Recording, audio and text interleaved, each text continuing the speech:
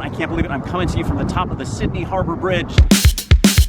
That's right, way up here on top, standing perilously above a legendary labyrinth of steel. It is one of the most recognizable structures in the world. For nearly a century, it has graced the skyline of Sydney, welcoming all into this famous harbor. And today we're going to tackle it. We're going to go to the top, 440 feet in the air. What's it take? Is it scary? Should you be alarmed? What do they do to protect you? All right, so this is the end of the line. How beautiful are those views? We'll answer all the questions. And the concerns. I am horrible at heights, and this would be my nightmare. Why, this should be your #1 stop in Australia in this episode of Window Seat.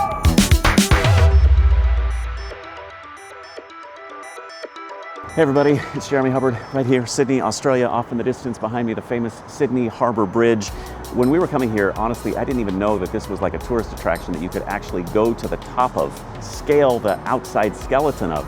You can actually don this sort of astronaut-like suit, clip yourself in, and climb to the rafters of the top of that thing, staring over the Opera House, this famous skyline, and the harbour below. So when I found out that's something you could do, I was like, heck yes, let's do it. And of course, Sean said, heck no, let's not do it. And you're not doing it? Nope, I'm good with that.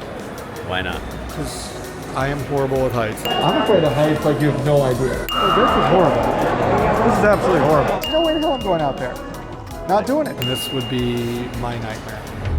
So Sean's gonna stay on the ground, get some video, while me and Drew and Chris go to the top and check this thing out.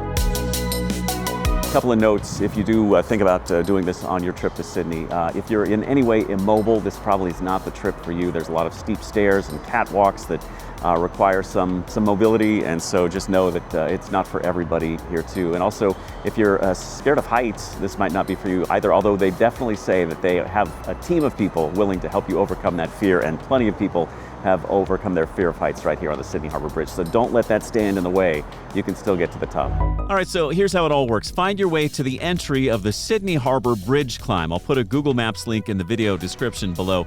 It's obviously very close to the harbor, very walkable from most central hotels, real easy to find. And be sure to grab something to eat and drink before you come here, because you will not get the chance once you start the climb. It's about 3 hours total on the bridge without access to bathrooms. Also, be sure to book your tickets online before you come to make sure they're not sold out. And be prepared for sticker shock. The bridge climb cost us about $250 US per person. And tack on another $40 for the photo package. You're pushing $300 now. And you will want to buy that photo package because absolutely no cameras, no phones, no smart glasses, no recording devices, no loose objects for that matter of any kind are allowed on the bridge. Okay, so right now we're about 15-20 minutes before the climb. We can check out the gift store down here. They say that we just got to be up there about 5 minutes before the climb time to get all set, get everything taken care of, get everything put into the lockers. I gotta be honest, I'm not really afraid of heights at all, but there is a little bit of nervousness that's sort of creeping in just because of the unknown. I don't really know what to expect, but I'm excited to find out. I think it's gonna be pretty cool. And this is truly one of the most iconic structures on the planet. So how cool to be able to say, hey, I climbed the top of this thing. I'm really looking forward to it. When it is finally your time to climb, take note, you are still about 45 minutes away from actually getting on the bridge.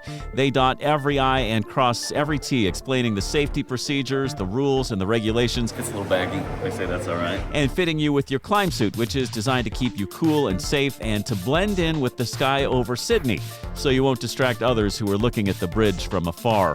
Then it's cameras off and stored in the lockers, along with all your other stuff too. All right, so this is the end of the line. This is the lockers. We put our stuff in here. No cameras beyond this point. So wish us luck, because we're gonna need it. All right, next part is a series of catwalks and very narrow and steep staircases underneath the bridge. Can't show them to you, but honestly, they are the most daunting part of the entire journey. Within a few minutes, we do emerge from the guts of the bridge, and Sean is right here to film us on our ascent. All right, so I'm over here on the pylon lookout. I get a great view of the guys doing their thing, and it's nowhere near as scary because I'm not in the open air. So I can deal with this. That, no. This, yes. Now, around this time, we are fully on top of the bridge, harnessed every step of the way, led by an expert team of pros. There's literally almost no danger whatsoever. The stairs are nice and wide. There are handrails to hold on to every step of the way. They say we'll climb a total of about 1,300 steps, going all the way to the summit of the upper arch of the bridge, where those flags flap in the wind. Then we'll cross over the top of the bridge with highway traffic a few hundred feet below us before starting the downward descent on the other side of the bridge. And all along the way, the tour guide's stopping to take pictures, so we will never forget what happened up here, like there was any chance of that ever happening. We are not the first to take this trek, by the way. 4 million people have done the bridge climb since it first opened in 1998. The tour guide actually told us that back in the 70s and 80s, people used to sneak up on top of the Sydney Harbour Bridge without permission. They'd get past the gates. There was very lax security back then because, of course, it was pre-9/11. So they just sneak up there with a six-pack of beer and watch the sunrise. Along the way, somebody said, you know what, we shouldn't just keep this for ourselves. We should make this available to everybody. So they started the long process of trying to open the bridge up to tourists and get this entire operation going. It took a long time, but now it is a well-oiled machine. And it's a good spot for celebrity sightings. A slew of famous folks have made this climb in the past, from Hugh Jackman to Ben Stiller to Vince Vaughn, and hundreds of other famous people too. Now, if you prefer the Sean approach to things, even if you don't do the climb, there are ways to enjoy the bridge and learn more about it from inside the pylon. In the pylon, we have a bit of a mini museum, so you can kind of get more of the history of the bridge. So even if you're not daring enough to do the climb, like me, you can still learn a lot, get a lot of great views, get a lot of understanding for the bridge, because this is architecturally quite impressive. And it took a lot to complete and build, and obviously a number of people lost their lives during the building of this. So I want to really appreciate what you're visiting, what you're seeing, and it is something special for sure. Now, they tell us there are just 2 days a year, I believe, that you can't do the Sydney Harbour Bridge climb, and I believe that is New Year's Eve and the day before New Year's Eve, and there's a very good reason for that. They're getting ready for one of the most spectacular shows of the year anywhere on the planet that happens when the clock strikes midnight on New Year's. You've seen that spectacular fireworks show, no doubt. The bridge crew told us an entire day is needed before New Year's to rig up all those explosives to the bridge so folks can get this dazzling display. Sydney is, after all, one of the first major cities in the world to celebrate the new year. So big thanks to Window Seat for organizing our Sydney trip, and happy 40th birthday to my brother. It's awesome.